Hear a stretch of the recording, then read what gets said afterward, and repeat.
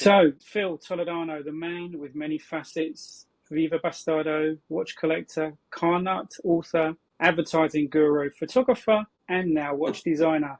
I'm not trying to make you blush. Plus, Only fan. Only fan.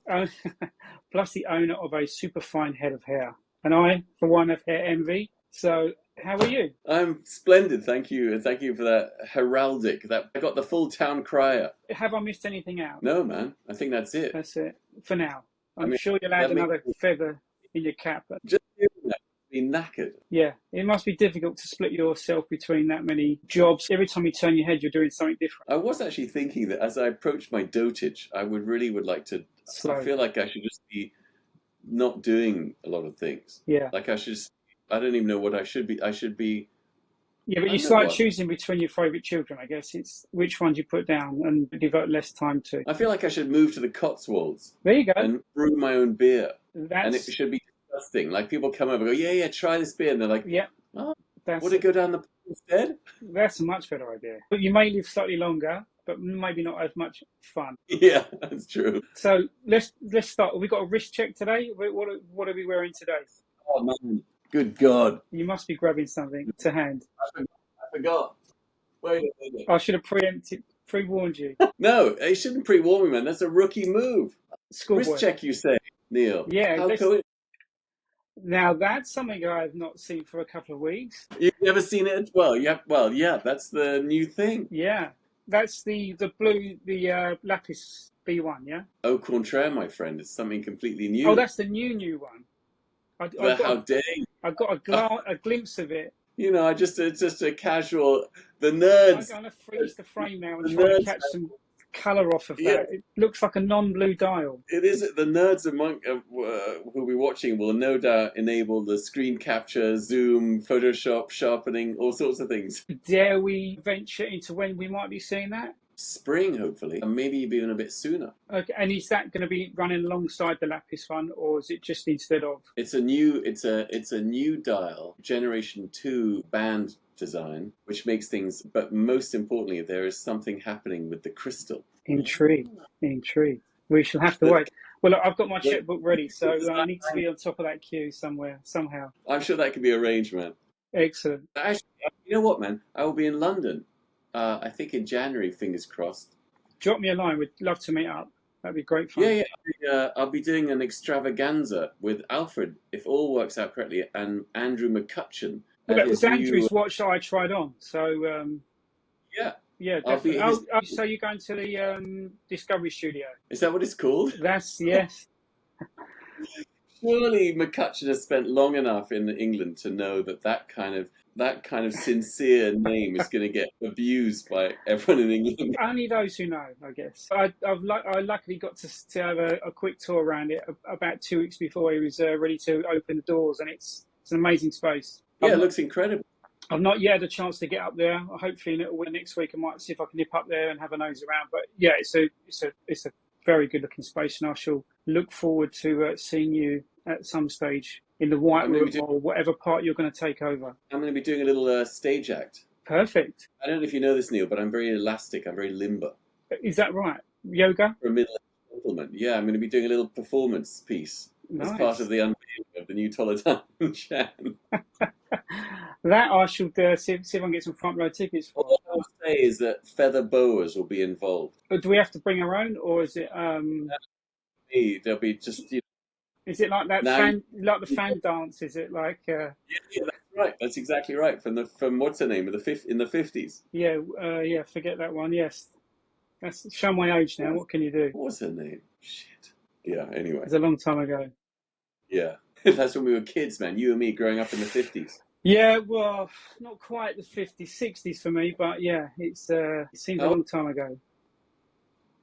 All good fun. Life's changed a lot in those years. Let's look at technology and how it's gone bonkers now since those days. Our lives are run by it. I feel like you just fell down a wormhole. Like I could have just hung up and then you'd still be talking. Totally. Life's crazy. Oh, but so many amazing things have happened, man. Like Brexit. Oh wait. Yeah. Let's not go down that route. That's messed it up for a lot of people, I think. We're all led a lie, and now we're paying consequence of it. Yeah, well, that could happen here. Well, I guess it depends who people vote for, I guess, isn't it? You're onto something there, Neil. We're not scratched that surface too much, I guess. Yeah. So I just tell you, when I tried Andrew's watch on, and this is a term I've stolen from you, but I'm going to use it anyway. I got that fizz. The fizz. The fizz, which I haven't had many watches, but that is a watch. I don't know whether it was because I was sitting next to Andrew or whether it was your watch, but I certainly had a fizz when I put it on. Well, first of all, thank you. But Andrew does use a very. You could have been under the influence of his cologne, which is very potent. There was a lot of sawdust around, so mate, it could have been that as well. Thanks, man. I mean, it's lovely of you to say that. It is nice to hear that. It's a very different watch. Obviously, I've seen photos of it over the last few months and more recently, but the photos just don't do it any justice. No matter how good the photography is, the photos, when you've got it on your wrist, that's one hell of a watch. I mean, I guess, I have to say that has been a universal reaction is, this is so much better than the pictures, which is so much better than the opposite, which is... well, that's going to be better, right? Yeah. The pictures were so much better than the watch. Yeah, so I guess I'd rather have the former than the latter. Absolutely, yeah. Sure. I mean, look, I'm really happy to hear that, man. I mean, I was reading that, let me see if I can, there's a quote I posted on Instagram today from the Chanel CEO. Here, let me put on the old spectacles. He says the biggest challenge in the luxury sector today is not the general macroeconomic context or the weakness of the key markets like China, but customer fatigue with a luxury industry that seems increasingly banal. One could call it the trivialization of luxury or luxury fatigue. So, but I just found that really interesting because I feel like what's happened is in the watch world is that we're having, watches that cost $300,000-400,000 that are like massive, soup dishes of complexity and all look the same. They're skeletonized floating subdials, whatever they do, make you toast. It seems it seems like there's the pattern everyone's got to conform and build something within those. Whereas I think you've not done that. You've actually moved the boundaries and thought, actually, we need to start from something fresh here. And it's completely using a building design. Was it on the building in New York? Was it the inspiration on a window? I mean, that's, I guess, looking at everyday objects, you just see an angle of something. You go, look at how that angle works with that, that face. And with the watch, it does all that. There's so much to see. I think many watches you look at, they're all flat, square, round, whatever the shape of the dial is, but they're just kind of two-dimensional, whereas you've brought much more into your watch. Well, thank you, man. I mean, part of the thing that you think of, I think that one of the things that's happened to us in the last 20 or 30 years is that we've forgotten about sculptural form and we've gotten obsessed with the dial. So everything's about the dial, endlessly about the dial. But what happens is that when you have a sculptural form like our watch or like other things that people have made, hopefully your eye continues to be interested, because when you're looking at a sculptural form, like the way the light affects it, the way the light changes the way you see it all the time. So it's kind of a continuing experience, hopefully. And also the watch is what you've got on your wrist. Only 30% of it is the dial. You've got 70% of the watch is the bracelet, whereas you've actually thought about that and bought, so much more to the bracelet than most other brands will ever dream to do. Right. Thank you, man. I mean, this is very un-English, and you know how English people handle compliments. They make jokes. They make awkward jokes. I can slag you off at the end if you wish, just to make you feel better. But yeah, you could just get me the nuts quickly at the end of this. Yeah. Well, I could be very American since I've been living in New York for so long and say, of course, you're absolutely right. It's a masterpiece. Yeah. Man. Let's be honest. It's a masterpiece of biblical nature. Why not? I'll take that. Yeah, I mean, look. The funny thing is that when Alfred and I were thinking this thing up 4 years ago, the landscape was very different. The landscape was still Rolex steel sports watches, and so. I mean, I remember early on when we would show people, they'd be like, whoa, I like it, but it's a bit crazy. And it is a bit crazy. But now what's happened is by luck or whatever, or by prescience, I would prefer to think, but probably not. The landscape has changed. And I find that really exciting, man, that people, and men in particular, are now open to different ideas. I mean, that's fucking really exciting. Yeah, totally. And I think that's much more important that brands, I think over the years, maybe not the 70s and the 60s when they kind of seemed to be much more free with their design, But now, Yeah. since then, I think there's a box of rules they have to build a watch within, and most brands stick within that. They go back to their, stuff they've rehashed from the archives, and they'll change the, all 42 millimeters and change the color of the dial and all that kind of stuff. Where you've not done that, you've kind of brought this kind of sculptural element to your wrist, which it's like a piece of art as well. Well, yeah. Mixed. Actually, I posted something about that this morning on Instagram, but it's interesting for me in the context of what you're saying about the cubitus, because the cubitus it's not that it's, look, I'm sure, aside from the Gulliverian size and it's whatever, it's just massive. Yeah. I mean, that's, there. I'm sure that the standard one looks nice on people's wrists, and it's not, I'm not horrified any more than I'm horrified by any other kind of the yawning creations that Patek has been churning out for the last 20 or 30 years. What the cubitus is to me is it's like when movie executives they make superhero franchise movies. Yeah. Because what those movies are is they are a result of two things: fear and committee. So the cubitus is a collection of bits from the Nautilus. Yeah. Just in slightly different shape. Just give it some corners. Yeah, exactly, man. So it's a franchise movie watch. Like they've gone, okay, the Nautilus hit. Let's make a sequel to the Nautilus. They could be much more daring and develop something not like they've done before, but they've chosen not to, I guess. Absolutely. And the sad thing is, because it's the sequel to the Nautilus, like it's it's Return of the Nautilus. Yeah. Nautilus. Both with the name, how it sounds, both with all the elements they've pinched off the still warm corpse of the Nautilus.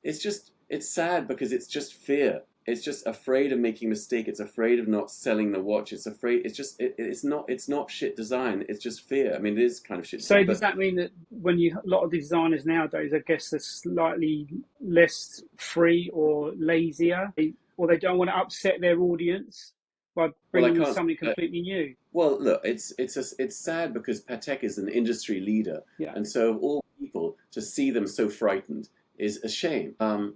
And I'm sure the burden of success. Look, even Alfred and I, the B1 was such an amazing and unexpected and glorious success, and so we're so humbled by it. Even the success of that makes us, we're like, oh shit, our next thing has to be just as good, just as interesting. So, and that's just the one success. So the weight of decades and decades of being Patek Philippe must render you utterly calcified. Like you must be frozen in place. You're almost hesitant to bring something out because of the backlash you might get if you get it wrong. Yeah, and I mean, look, the Patek looked at, you look at like Audemars Piguet and the Code 59 or 1159 or whatever it's called. They tried to do something new and they got such a beating for it. I mean, I applaud the fact they tried to do something new. I always thought it was just awful what they did, but they at least had the balls to try. Well, look at the remaster, the new 02.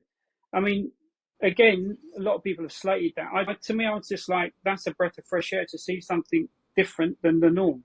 And I guess timing-wise, I mean, it's well, look. I know they've redone it before and they've kind of done a more modern, bigger version of it, but it still seems to have more depth to it than obviously the original one did. I didn't actually realize the original one was so rare because for years, and now I feel better because for years I've been looking for that watch, and now I feel less like a buffoon because I realize, they made only 6 of those bastards. Is that all they made?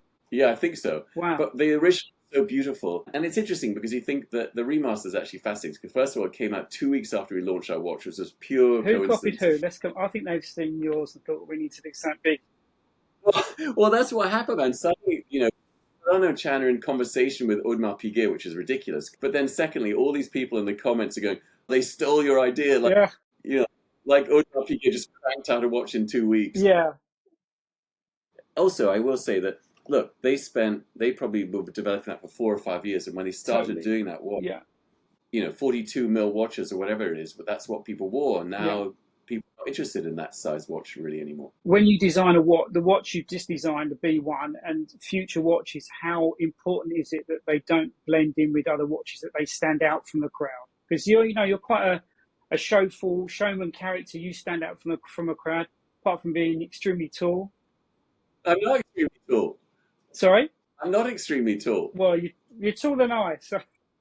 I'm 5'10", man. I'm like a normal... I'm happy with that. I'm a few inches down on that. But regardless, your watch stands out. Whereas I think a lot of brands, their watches don't stand out. They all kind of turn the lights off and they all look the same. Well, okay, I would say first of all that I have to give Alfred maximum credit for the design. He's the watch designer. I mean, interestingly enough, that the relationship we have creatively is incredibly equal. But he, like we came up with this kind of shape together, that sort of K-shape idea, more or less ish. Yeah. But then he really took the, all the details, the bracelet, all that stuff is all Alfred. So I have to doff my cap to him. Yeah. I mean, I'm the one who's like coming up with like, let's try this, let's try that, and then he's the one who kind of has to interpret my mumblings into something that's coherent. But I think that I've said this before, man, and I feel this because I'm an artist. I feel very specifically about creativity, and that is that if you are lucky enough to be given the chance to make something, you better bloody make an effort to make something new. Yeah. I mean, the amount of effort it takes to make something that's the same, or to make something that's shit, is basically the same amount of effort it takes to make something great. So why not have a go at making something great? And I also think that it's not really that hard to look around and go, okay, here's what the landscape looks like. Let's continue to push and try and make things that are interesting. So one other thing I picked up on is you kind of like, you use the word geezer. Yeah. It's been known. It's been noted. It's been known. Do you think that the B1's a geezer watch? Well, I mean, the geezer watch thing took off in a way. I mean, look, I have to give credit to Nouveau for bloody turning that sentence, in that phrase, into like what it had turned into. I mean, a geezer watch is like porn. You know it when you see it. Yeah. So I feel like, I'm not sure, like for me, a geezer watch is a little bit more, it's a little bit more like rooted in the 70s, maybe. It's a little bit more kind of like, it's got some diamonds on it. Maybe so it's got maybe like, further down the line, a C3 or something down the line, you're going to develop a geezer watch at some point with some bling on it. It'll be a G1. G1, there you go. You've already got it in planning, clearly. Actually, a G3. It's not been done yet. Yeah. What part of the design process is your favourite? Obviously, you're collaborating with Alfred on this. Between the two of you, you've obviously both given input to create what you have. What's your own personal favourite part of that process? Well, I mean, again, going back to being an artist, the most exciting part of art is really the conceptual part, because that's when you're freest. You're coming up with ideas. I mean, he and I talk often, and it's kind of just it's such a lovely equal relationship. Like it's sort of like jousting or ping pong. Actually, ping pong is probably a better analogy. Like you're just going back and forth. What about this? To each other, yeah. Yeah, and that's really invigorating and exhilarating, because you're like, oh, that's good, but what if we did that with that? You're kind of like, as you receive it, you're then going, I need to put my twist on that, and then it comes back, and you all of a sudden then come up with something that's been equally put in between the two of you. That's a great. I guess after that, then the next best bit is like, for instance, we're working on the B2, and so we do printouts, like 3D printouts, and we're like, okay, now and that's kind of, he's sending them to me, actually. He's got some printouts to send him, so I'll get them next week. So I'll look at them and we're like, okay, does this work? And that's kind of terrifying. Because I guess you might be looking at a drawing or a render. When you actually see a physical item, then you can say, actually, yes, it's perfect, or no, we need to tweak whatever we need to do on it. Or are you even on the right path with that watch? Because I guess at some point, if it's not right, you say, right, we need to scrap it, and it's not right. Yeah, I mean, for the B1, we've done a bunch of variants, and I think there will probably always be some version of the B1 in the lineup. Yeah, I mean, it's there. We've done a couple of things. Like, there's one thing we've tried, which is kind of a berserk idea. Like, neither of us are sure if it works or not, but I feel like it could. But it might need, sometimes with ideas, like you go through this kind of.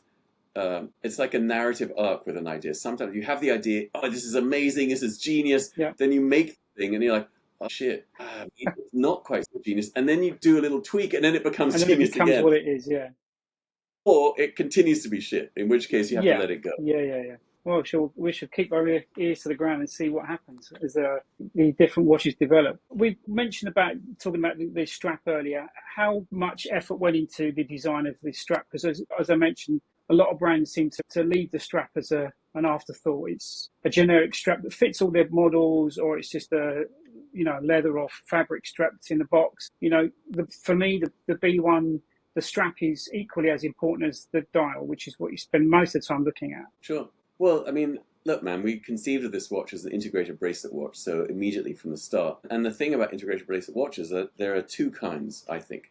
There are what I call continuous concept watches, where the design of the case and the design of the bracelet all continue one thought. Yeah. There are integrated bracelet watches where there's the head, which is a simple, clean design, and then there's the bracelet, which has a totally unrelated design to it. Yeah. We were very interested in the former, in this continuous concept ideas. Once we had the idea for the shape of the head, then you could extrapolate that concept out And to the follow rest that of the bracelet. round the whole bracelet. And again, that was all Alfred's genius, man. I doffed my cap to him. Oh, good. Okay, actually, it was all me, actually, if you must Yeah, know. yeah, take it. It was all you. Well done, Phil. Oh, that's funny. Who's My the name's B1 Phil. designed for? Who's your target audience, apart from myself, clearly? It was designed for us, man. Just okay. I mean, honestly, it was. I mean, I think that, and again, I think that my experience as an artist has really is so useful, because I think that when you make art, if you allow the hand of others to guide you in your thinking, inevitably what you create is never particularly pure and particularly true. And I think that's the same of any design. Like if you allow the other people to kind of guide you, I'm all for listening to input and opinions, but ultimately you have to make what's right for you. Yeah. So when we made the watch, it was what Alfred and I really loved. And that comes across, I think, because I don't think, I mean, not being a watch designer, but I guess anything you do, if you don't like it, what's the point of doing it? You have to put your souls within that watch. The other work you do, your photography, that's an extension of you. Your watch is clearly the same kind of thing, I guess. Yeah, that's exactly right, man. And look, there's no question that when we made it, we hoped that other people would love it as we do and did. But yeah, you have to start with what you want. I mean, I got very into 70s watches about 7 years ago. Yeah. And I just fell in love with this idea of the sculptural watch. And I felt like no one's making that. And why is no one thinking about this kind of design language? Because it's so cool, to me at least. But I'm a weirdo, so well, I've tainted with the same brush. I'm a big fan of 70s watches, and I just felt some of the watches I own now, I look at them and you just feel the design was so much freer. The shapes that they came up with in that kind of time, we don't see now, or very rarely do we see. And it's so nice when something does pop its head above the parapet and say, look, there are people still caring about that kind of time. There's a reference, man. There's the turn of phrase that you would only hear in England. Oh, the parapet. No one knows what that is unless you grew up in England. And that's quite, yeah. Do you? 56. Yeah, okay, so we're same age. So cool. If you grew up in England and you're our age, then that's a World War I reference. Definitely, yeah, absolutely, yeah. You've done the B1 in copper with the infused carbon. How much fun was it to play around with different materials with the same carbon? Well, I mean, it's interesting because the whole point of the B1, the whole point of Toledano Chan is it's a story about sculpture. It's a story about materials, right? For us, it's not about movements. So every now and then I'll get an irritated email like, "Oh, it's such a cheap movement in there." Who cares? I don't. Well, it's interesting because it's not relevant to me. It's what the watch represents is what I'm. It's an extension of me, and clearly it's the same with you. Look, they're not wrong. It is a cheap, or if you prefer, inexpensive, but reliable Swiss movement. And the point of this watch is not about the movement. And I think about this a lot. I'm just going on a slight movement tangent because I feel like I have to talk about it because we would rather put the money into researching materials, the construction of a watch like this is not cheap because it's very complicated. Into materials, into dials, we'd rather pour the money into that. And the other issue is for our watches, it's a small, very small, it's 33 mil across. So actually we have almost no movements to choose from because most of the industry spent like the last 20 years making movements for 44 mil watches. Yeah. But even if we found a movement, let's say a movement that costs $1,000 just for laughs, that we say we found that. So now you have $1,000 movement in the watch. The watch is going to be $1,000 more. But it's going to keep the same time. Yeah. So what benefit does it bring people to have a more expensive movement in the watch? when the watch is not about this. I get it if it's a, I don't know, a Grubel Forsey or whatever, Well, but you that's not expect that, yeah, totally. But your watch is not about that, is it? It's more about the overall appeal and the look of the watch as opposed to what's running the engine yeah. underneath it. It's about the materials and that we use. So, for instance, we did the carbon fiber copper infused watch, which no one's ever done before. Then in Philips this Christmas, we've done the B1M, which is a meteorite. Oh, that's the one with the alligator strap, or is that the one? No, Crocodile or something. it's a meteorite case, dial, and lugs. The whole case is meteorite. Yeah, Wow. and then ostrich leg strap. Wow. It's a And the great funny look. Again, it's a great looking watch. Thank you. We're going to do a limited run of those, and oddly enough, the cost of meteorite is close to the cost of gold. Oh, wow. Well, 'cause I guess there's no They're like quite meteorite. rare. You can't just have to wait for one to fall out the sky, right? Yeah, exactly. So we're going to do a limited run of those. So yeah, I mean, we're really interested in materials and shape. That's our whole reason for being. When you obviously come up with the brand, I've heard you mention before that there was kind of an empty vessel idea and you didn't really know what to do with the brand. How did you finally land on obviously your two surnames as opposed to something generic or a word that had no reference to watches? Well, I guess You just run out of options and you had to stick a name on it. It was. I mean, it was just a bit sad. Like we originally, we for some reason, I think this is not true, but at one point we were going to call the watch Lin because somewhere along the line, I thought that was like Hungarian for line, and Marcel Breuer was Hungarian. He's the brutalist architect from Okay. Window. Some kind of But then it doesn't mean that. Plus, Lin is a brand of hi-fi in England. Dane Birolin, all that kind of stuff. Well, it's Lin. Oh, okay, yeah. But then, and then eventually we're like, fuck it. Let's just use our names. It's boring and tedious, but at least it's sort of without pretense. Because I feel like the name is really important, and it's really easy to pick a name which somehow like ends up being slightly irritating. Yeah, totally. So if at least it's your names, then whatever. Like no one's good. Like, and also there's something lovely about Toledano, which is Spanish, and then Chan, which is obviously Chinese. Yeah. So that's cool. Like a melting pot of all equally into the same thing. What was the kind of the most memorable part of the design process when you kind of realised that you were onto something with the B1 and moving forward? Oh, we knew right away, man, because we're geniuses.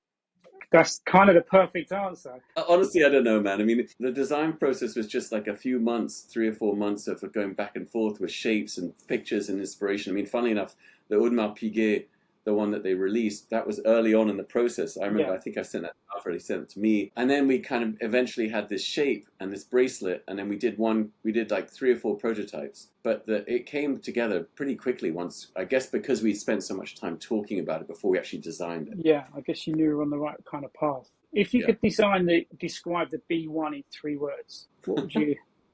You've only got 3. That's very hard for me, man. I'm a verbose gentleman. Minimalist now, come on. Well, minimalist, brutalist, curious. I like that. That works. So you mentioned that you're coming to the Time and Tide in January. Is that the Discovery Studio? Is that? Actually, I should do that. I should send him one of those deep voice advert things. Are you bored on a Saturday? Welcome to the Discovery Studio. As you open the doors, it comes on at you.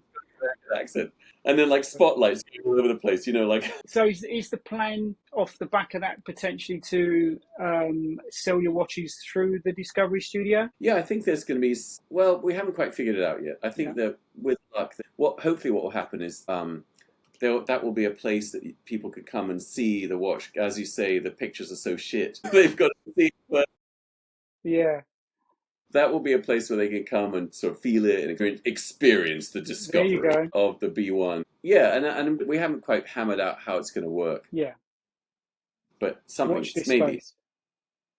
How much fun do you have, like in comparison to all the other stuff you do with the cars and everything else? Is this taken over from that, or is this run alongside with your own photography and kind of other work that you do? How have you managed to kind of shoehorn this within your busy schedule? Well, I mean,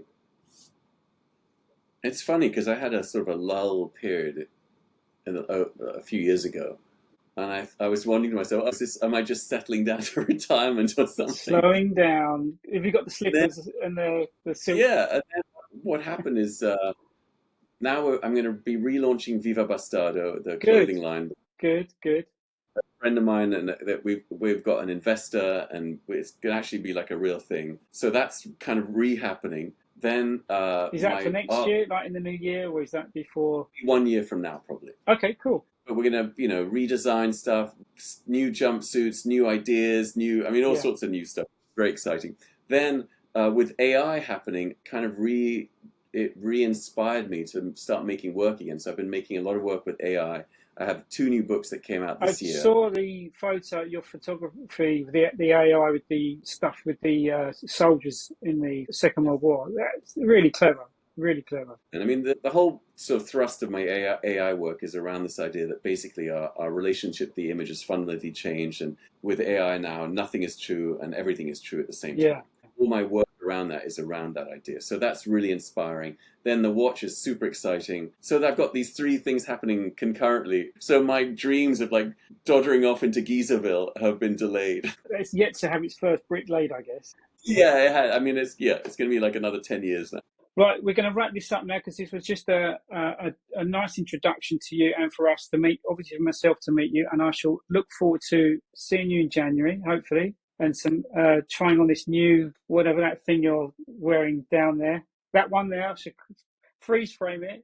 Phil, listen, mate, I really do appreciate your time. I know we've had a few backwards and forths, but it's been an absolute pleasure chatting with you today and getting an insight to the man behind one half of Toledano Chan, and look forward to meeting you soon. Yes, yeah, look forward to sharing a drink in January. Take care. Cheers, Phil. Good luck, man.